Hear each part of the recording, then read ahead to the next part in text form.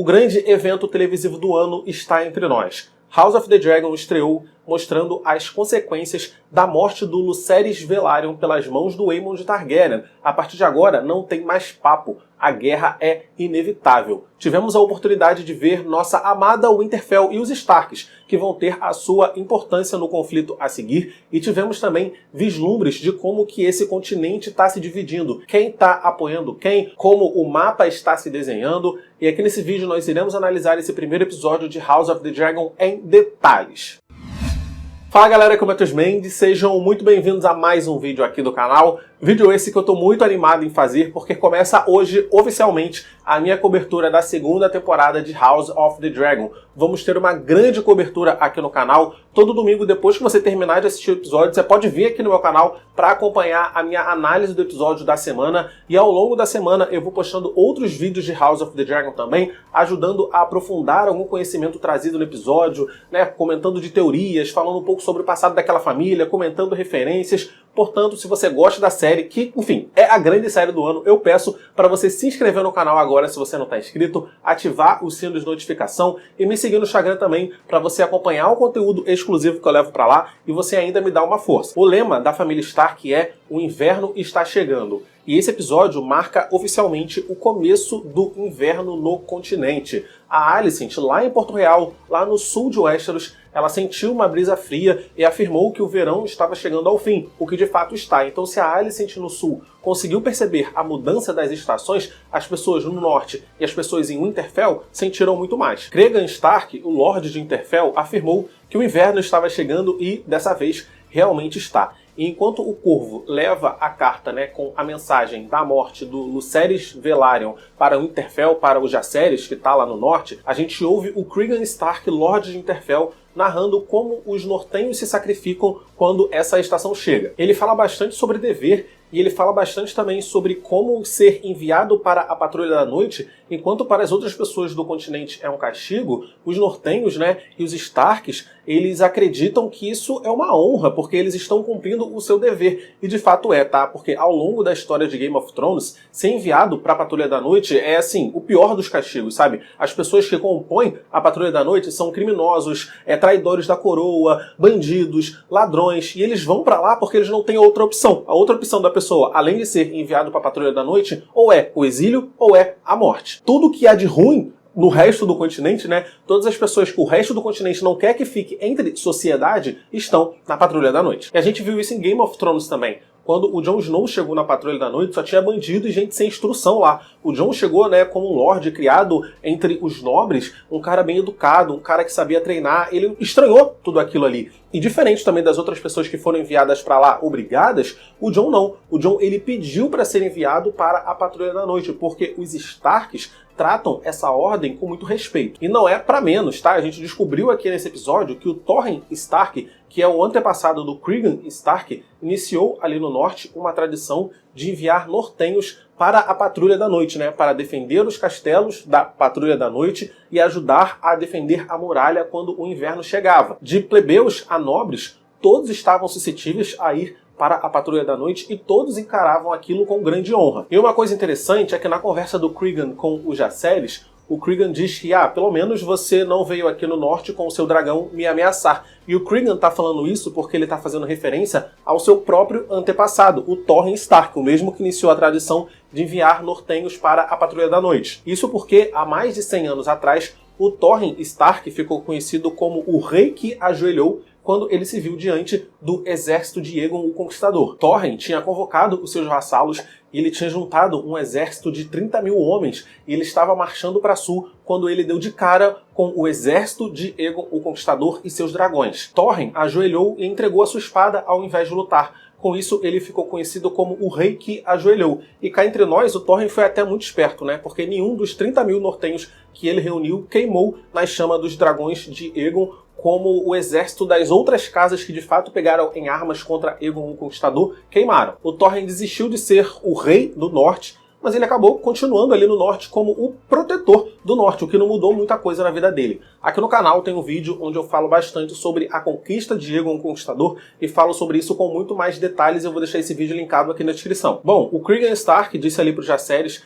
que o seu maior dever é com o norte, agora que o inverno estava chegando, mas que ele ia reunir alguns homens velhos que já viram muitos invernos para marchar para o sul para lutar na guerra de Rhaenyra. E aí depois, né, que a carta chegou e que o Jaehaerys ficou sabendo da morte do seu irmão, ele pegou o seu dragão e voou de volta para a Pedra do Dragão. Mas mantenham o Cregan Stark bem vivo na mente de vocês, porque esse personagem vai voltar a ser importante, né, com o passar do tempo aqui desse conflito da Dança dos Dragões. Rhaenys voltou ali para a Pedra do Dragão e ela falou pro Daemon, né, que ela ficou patrulhando sozinha o mar para proteger o bloqueio, né, ela e o dragão dela, Amylis. E isso foi definido lá na temporada passada, durante e após aquele Conselho Negro. Inicialmente, nem Rhaenyra e nem Alicent queriam uma guerra de verdade, eles não queriam derramar sangue Targaryen.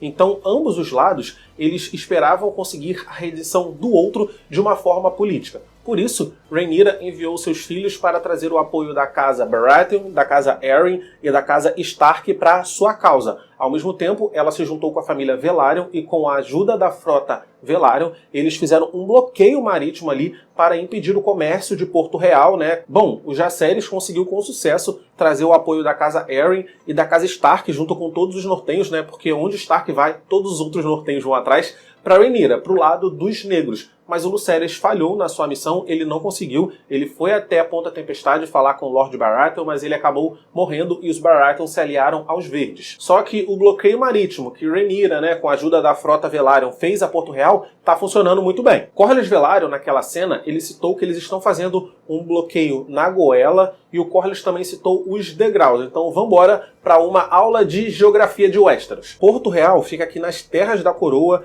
e é banhado pela Baía de Água Negra. Lembram lá de Game of Thrones que Stannis trouxe seus navios para invadir Porto Real e o Tyrion jogou fogo vivo em todo mundo? Então, isso aconteceu aqui nessa baía. Bem pertinho aqui de Porto Real tem Derivamarca, que é a sede da Casa Velaryon, e Pedra do Dragão também, sede da Casa Targaryen. Os navios da Casa Velaryon fecharam essa passagem aqui que liga a Baía da Água Negra com o Mar Estreito. Ou seja, qualquer comércio que eles fariam com Essos foi completamente interrompido, porque a frota Velaryon não deixa nenhuma embarcação chegar nos portos de Porto Real. E ao mesmo tempo, o Corlys deu a entender que eles estão fazendo também um bloqueio nos degraus, que fica mais para o sul do mapa de Westeros. Vocês lembram da temporada passada que Corlys e Daemon lutaram na Batalha pelos Degraus, que é esse conjunto de ilhas aqui, durante vários episódios, e no final eles acabaram também dominando a transação marítima ali. Se eles liberam a passagem pelos degraus, Porto Real conseguiria fazer comércio com Essos, e os navios dos Lannister conseguiriam pegar as encomendas, né, aqui embaixo, e passando por Ponta Tempestade, que está aliado aos Verdes, eles conseguiriam entrar na Baía de Água Negra e assim chegar a Porto Real. Rhaenyra bloqueou qualquer tipo de comércio marítimo com a capital, e os Verdes já estão sentindo o peso disso. E o Aegon falou bastante aqui nesse episódio que ele enviaria Vhagar para quebrar esse bloqueio dos traidores, né? Então é por isso que a Rhaenys precisa patrulhar esse bloqueio, porque eles esperam um ataque de dragão para tentar furar esse bloqueio. Então um dragão do time negro, eles precisam estar ali para defender essa posição, porque é uma posição muito importante e a Rhaenys e Melee são formidáveis, né? Inclusive eu gostei muito dessa cena aqui do Daemon com a Rhaenys, porque o Daemon, ele quer guerra, né? Ele quer pegar os seus dragões, ele quer atacar Porto Real com todos os dragões ao mesmo tempo, e talvez essa fosse, de fato, a melhor estratégia, né? Porque acabar a guerra ali, tudo de uma vez, com uma semana de guerra, não ia ter nem guerra, né? Porque a guerra não ia começar. Mas o Daemon, ele não é o rei de Rhaenys. O Daemon é apenas o rei consorte, né? E quando a Rhaenys deixa isso claro pra ele, isso deixa ele meio com orgulho ferido. Mas eu gostei muito de ver a Rhaenys se posicionando. Não é qualquer pessoa que coloca medo nela, não.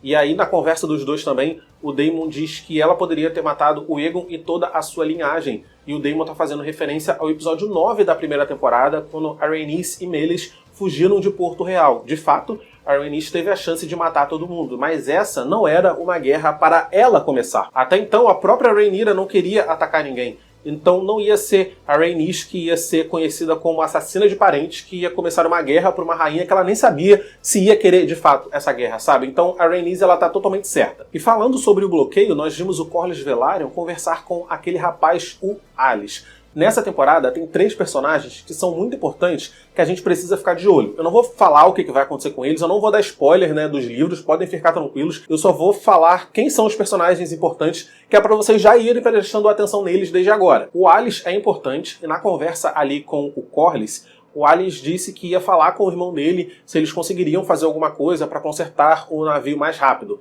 O irmão dele se chama Adam, e os dois moram ali em Derivamarca, né? Essa cena está acontecendo em Derivamarca, não é em Pedra do Dragão. E tanto o Alis quanto o irmão dele, Adam, são plebeus ali de Derivamarca, sabe? Pessoas comuns. O Corlys fala que foi o Alis que tirou ele do mar. E isso ele está fazendo referência à temporada passada da Guerra dos Degraus. Vocês lembram que no final da temporada passada o Corlys ficou gravemente ferido, as pessoas acharam que ele ia até morrer. Foi quando começou a discutir quem seria o próximo herdeiro de Derivamarca. Que o irmão do Corlys Velaryon foi até Porto Real, ele falou que os filhos da Rhaenyra eram bastardos e o Daemon cortou a cabeça dele. Então, é sobre isso que o Corlys está se referindo. O Corlys ainda carrega até hoje as consequências dessa guerra que durou anos e anos e anos lá nos degraus, e agora ele tá andando com ajuda, né? Ele tá andando ali com aquela muleta. E descobrimos agora que o Alis também estava lutando nessa guerra e estava lutando ao lado do Corlys, né? Que na verdade é o nobre da onde ele mora. E o Alis salvou a vida do Corlys. E isso é muito importante porque, de certa forma, né, o próprio Corlys confessou isso pro cara.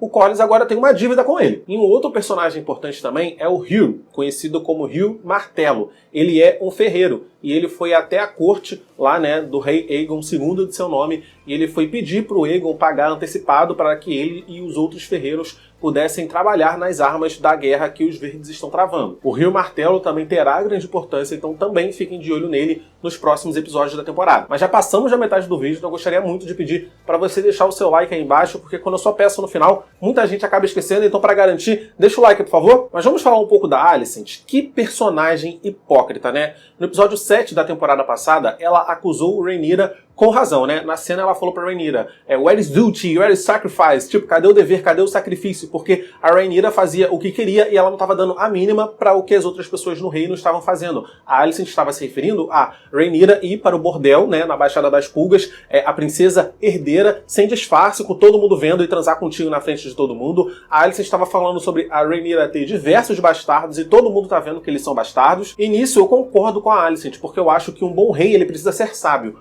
Um bom rei precisa abdicar das próprias vontades em prol de ter um reino unido, né? Em prol de ter um reino forte. E a Rhaenyra nunca se sacrificou, sabe? O Cregan Stark falou isso no começo do episódio. Os Starks, eles são muito conhecidos por serem muito honrados, né? E o Cregan falou isso. Ele falou que os nortenhos, né, eles iam para a Patrulha da Noite aceitando aquilo com honra, né? Porque eles entendiam que isso era o dever deles. O que todo o resto do continente entendia como castigo, eles abraçavam e falavam, não, eu vou fazer isso porque é isso que eu preciso fazer pelo meu país, é isso que eu preciso fazer para proteger o norte. Vocês acham que a Rhaenyra, se ela fosse mandada para a Patrulha da Noite, ela iria? É óbvio que não. O Cregan Stark deixou claro, um governante ele precisa sacrificar de prazeres pessoais em prol do seu povo, em prol do reino. Eu acredito que todo governante deveria fazer isso. Mas a Rhaenyra nunca fez. E eu não odeio a Rhaenyra, tá? Não me entendam errado. Eu tô analisando, né, a série com os olhares da época, sabe? O olhar medieval do que era esperado de uma princesa herdeira. Inclusive, hoje eu vim de preto pra mostrar pra vocês que eu tô assim do lado dos pretos. Eu gosto muito da Rhaenyra, gosto do Daemon e gosto muito da Rhaenys também. Então eu tô do lado dos pretos, mas assim, a Rhaenyra, ela não foi inteligente, é isso. Ela não soube jogar o jogo dos tronos. Mas com que moral a Alicent acusa a Rhaenyra de não se sacrificar, de cadê o dever, cadê o sacrifício, enquanto ela está transando com o senhor comandante da Patrulha Real? Por quanto tempo os dois vêm se relacionando? Vocês viram ali naquela cena, né, depois que eles terminam de transar, a Alicent meio que se arrepende, né, tem um pouco de remorso e fala, não, isso não pode acontecer de novo. Só que o Criston Cole nem dá muita bola pro que ela tá falando, tanto que ele pede para ela colocar nele a capa e no final do episódio eles já estavam transando de novo. Ou seja, isso é uma coisa que acontece com recorrência e isso me intriga também, porque por quanto tempo eles têm ficado juntos? Provavelmente é desde a época que o Viserys estava vivo. Isso não começou a acontecer agora. E eu passo a me perguntar, será que isso já está acontecendo há muitos anos? Será que é desde o casamento da Rhaenyra com Laenor? Pra quem não lembra, no casamento de Rhaenyra e Laenor, o Criston Cole matou o amante, né, do Laenor, e depois ele se arrependeu muito, ele estava prestes a se matar por quebrar os seus votos e tudo mais, ele estava cheio de culpa, cheio de remorso, e a Alicent apareceu e salvou a vida dele. A partir de então, o Criston Cole ficou muito próximo a Alicent, né, e passou a ser muito leal a ela. Então será que foi a partir daí também que eles começaram a transar? E eu acho muito estranho, muito hipócrita do Criston Cole também, ele fazer isso agora, ele transar com a Alicent, porque lá atrás, quando ele transava com a Rhaenyra, ele se sentiu extremamente ofendido quando a Rhaenyra disse que não ia fugir com ele para Essos e se casar com ele, que ela tinha um dever, que ela era uma princesa, ela tinha que ficar em Westeros. E ele se sentiu muito ofendido porque ele quebrou os votos dele quando ele se deitou com a Rhaenyra. Mas assim, ele quebrou os votos com a Rhaenyra e depois ele continuou quebrando os votos e tá quebrando os votos até hoje, né? Dois personagens extremamente hipócritas. Então assim, eu odeio muito o Criston Cole, mas a Alicent não. Assim, a Alicent, eu tenho sentimentos controversos em relação a ela, porque uma coisa a gente não pode negar. A Alicent acredita que foi de fato o desejo do Viserys ver o Aegon no trono. Conversando ali com o Otto naquela cena, ela disse que gostaria de ver a Rhaenyra ajoelhada para o Aegon e o reino em paz como o Viserys queria. Então a Alicent acredita de fato que o Viserys mudou de ideia em relação à sucessão. Isso porque lá no seu leito de morte, o Viserys, né, dopado lá de leite de papoula, ele estava falando de Rei Aegon, e a Alicent achou que ele estava falando do próprio filho Aegon, mas não, o Viserys estava se referindo a Aegon, o Conquistador de mais de 100 anos atrás, né? Quem imaginaria que o cara estava falando de um Aegon de mais de 100 anos atrás? Era muito mais fácil acreditar que ele estava falando do filho dele mesmo. Então a Alicent tomou aquilo como verdade. A Alicent embarcou nessa conspiração para usurpar o trono de Rhaenyra, acreditando que esse era o desejo do Viserys. A Alicent não fez isso porque ela tem sede de poder. Até porque, antes do Viserys morrer, ela conversou com a Rhaenyra e ela falou, né, Rhaenyra, você vai ser uma ótima rainha. Ela meio que se ajoelhou para Rhaenyra naquele momento. Na reunião do conselho ali, né, o Otto Hightower diz que as cartas que eles enviaram para os Arryn e para os Stark não foram respondidas. É óbvio porque ambas as casas estão apoiando a Rhaenyra. E ele diz também que eles vão ter o apoio da casa Baratheon porque o Aemond se comprometeu a casar com a filha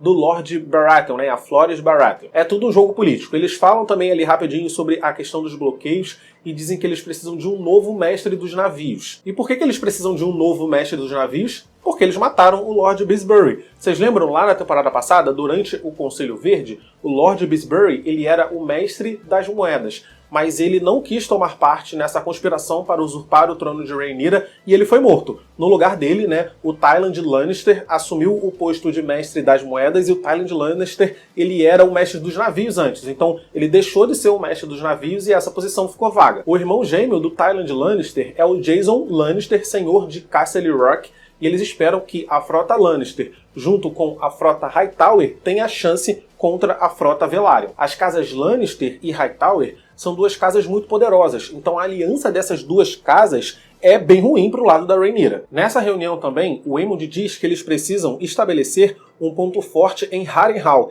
que fica ali nas terras fluviais, bem no meio do continente, e é uma posição muito estratégica. O Daemon também quer tomar Harrenhal para o lado da Rhaenyra, e ele até menciona nesse episódio, né, que ele devia estar lá. Harrenhal hoje é o castelo da casa Strong, e o senhor de Harrenhal é o Larys Strong, conhecido como Pé Torto, o senhor confessor e torturador do rei. O Larys Strong que está lá em Porto Real, fascinado pela Alicent. Então, com o senhor de Harrenhal em Porto Real, Harrenhal fica com uma guarnição muito fraca e fica um castelo muito fácil de ser tomado por qualquer pessoa que tenha um dragão. É só você pegar o seu dragão e chegar lá que você vai tomar Harrenhal. E já que falamos em Larys Strong, a gente viu ele falando para Alicent que ele interrogou todos os criados dela e matou todos que eram desleais. Ou seja, a Talia está morta. Lembram da Talia? A que passava informação para a Lady Mysaria e ela foi presa lá no final da temporada passada? Então, com essa afirmação do Larys Strong, a gente pode concluir que ela morreu. E a própria Lady Mysaria teve que fugir de Porto Real, porque depois que ela vendeu a informação do paradeiro de Aegon para o Otto Hightower, o Larys Strong descobriu isso e ele incendiou a casa dela com o aval da Alicent Hightower. Então a Lady Mysaria fugiu de Porto Real para salvar a própria vida. É por isso que aquele caçador de ratos acredita que ela está morta. Todo mundo acredita que ela está morta. Mas ela sobreviveu porque ela fugiu de Porto Real, sua vida estava em risco, mas a gente viu aqui, né, nesse episódio que o Daemon a capturou. E a utilizando, ele conseguiu as informações necessárias para colocar em prática um plano da vingança de Rhaenyra. Um filho por um filho foi o que o Daemon disse, mas o que a Rhaenyra queria de verdade era a morte de Aemond. E Rhaenyra foi até Ponta Tempestade viver o luto pelo seu filho Lucerys, e ela encontrou as asas, né, do dragão de Lucerys, Arrax, e a roupa que o Lucerys estava usando. E isso joga por terra, né, as teorias que dizem que o Lucerys, na verdade, sobreviveu. Ele caiu no mar, mas ele perdeu a memória e passou a sua vida toda vivendo como um pescador sem memória da sua vida antiga. Não. O Lucerys Velaryon morreu sim, e a Rhaenyra não teve nem o corpo do filho para queimar, né, naquela cerimônia que eles fazem. E que cena boa, sabe? Eu gostei muito de ver o luto da Rhaenyra. Ela é mãe, o filho dela acabou de morrer, ela é rainha, mas antes de ser rainha, ela é mãe, então ela tá triste, ela tá sentindo. O Jaehaerys a mesma coisa, como o dever dele, né, como herdeiro da rainha, ele devia passar pra rainha suas conquistas, que ele conseguiu os Arryn, que ele conseguiu os Stark, mas porra, o irmão dele morreu, ele tá triste também. Então, assim, foi uma cena muito emocionante, os dois se abraçando, os dois chorando. Deu pra sentir emoção nessa cena. E era uma coisa assim que eu tava esperando sentir na cena da Helaena no final do episódio, o que não senti muito e acabou me decepcionando um pouquinho. O Daemon foi comandante da patrulha da cidade em Porto Real. Ele reformou essa ordem. Tem outro vídeo aqui no canal que eu falo sobre isso com mais detalhes, vou deixar o vídeo na descrição. Mas o importante é que até hoje tem gente da patrulha da cidade, os Mantos Dourados, que são leais ao Daemon, e foi com o apoio dos Mantos Dourados que o Daemon conseguiu entrar em Porto Real e contratar aquele caçador de ratos para se infiltrar na Fortaleza Vermelha. E assim, desde a primeira temporada a gente já viu diversas cenas de ratos em Porto Real, né? No casamento da Rhaenyra, o Viserys no quarto dele, quando o Viserys morre, a gente via rato pra caramba, tinha gente até levantando a teoria de que os ratos estavam ouvindo conversa, contando que o Larys Strong era o Vidente Verde, mas assim, tinha rato pra caramba, o fato era esse. Então era necessário que a coroa contratasse caçadores de ratos para tentar conter essa praga ali nos aposentos reais. E eu gostei dos dois entrando na Fortaleza Vermelha, sabe? Essa cena, eu achei uma cena muito realista. O caçador de ratos conhece algumas passagens secretas, porque ele já andou a Fortaleza Vermelha toda atrás de ratos, só que ele não conhece todos os aposentos reais, ele não tinha permissão para ir em todos os lugares. Mas mesmo assim, ele conseguiu levar aquele, né, policial, aquele rapaz da patrulha da cidade, com sucesso para dentro da Fortaleza Vermelha, e eles com sucesso conseguiram chegar no quarto de Aemond. Só que o Aemond não estava mais lá. O Aemond estava nesse quarto minutos antes, conversando com Otto Hightower, e saiu. E aí eu fiquei pensando, cara, o que aconteceria se o Aemond estivesse lá quando esses caras chegaram? Eles morreriam, é isso. O Aemond ia matar os dois, porque o Aemond é um ótimo guerreiro. E se eles tivessem entrado no quarto quando o Aemond estava lá com o Criston Cole, pior ainda, eles iam morrer ainda mais rápido. Jaehaerys, o filho de Aegon, segundo de seu nome, tem uma irmã gêmea, né, chamada de Jaehaera. E por isso que os assassinos ficaram ali meio confusos em descobrir quem era o menino, né? Porque eles falaram, caramba, eles são iguais, quem eu tenho que matar? Eles não estavam conseguindo identificar o garoto, mas a Helaena o identificou muito fácil. E eu achei a Helaena muito apática nessa cena. Ela viu o cara matando o filho dela, cortando e arrancando a cabeça do filho dela, e ela não gritou, ela não chorou. Tudo bem, os olhos dela ficaram cheios de lágrimas, mas ela ficou em choque, né? Ela pegou a filha, saiu do quarto e foi contar pra mãe que o menino tinha morrido. E assim, eu entendo que ela ficou em choque, não me entendam mal, eu sei que a reação dela foi assim, porque ela ficou em choque. Ela não estava entendendo muito bem o que estava acontecendo, só que eu estava com uma expectativa que essa cena ia ser muito mais emocionante. E eu sei que o problema é com a minha expectativa, mas por isso que eu estou compartilhando com vocês aqui o que eu achei da cena, né? Eu queria ver a Helaena mais como a Rhaenyra, né? Ela desesperada que ela estava perdendo um filho, ela tentando impedir o filho de ser morto, sabe? Talvez até se machucando no caminho, metendo a mão na frente, sei lá, a mão sendo cortada, gritando, fazendo um escândalo mesmo, e chorando porque ela estava vendo o filho dela morrer na frente dela. Eu esperava uma cena muito mais emocionante, eu queria uma carga emocional nessa cena, eu queria chorar assistindo essa cena, sabe? Eu entendo porque a reação não foi essa, né? Porque ela estava em choque e tudo mais, talvez no próximo episódio que ela vai começar a entender o que aconteceu, eu entendo que ela ficou em choque, mas eu, Matheus Mendes, esperava uma carga emocional da Helaena maior. Mas o que vocês acham disso? Vou ficando por aqui nesse vídeo, espero que vocês tenham gostado. Deixa o like, por favor, e coloca aqui embaixo o que vocês acharam desse primeiro episódio de House of the Dragon. Amanhã teremos mais um vídeo da série aqui no canal, comentando alguns detalhes escondidos no episódio, e ao longo da semana teremos mais vídeos de House of the Dragon também, então já se inscreve logo e não perde tempo. Clica nos vídeos que estão aparecendo aqui do lado para ver meus vídeos anteriores. É isso, tchau e até o próximo vídeo.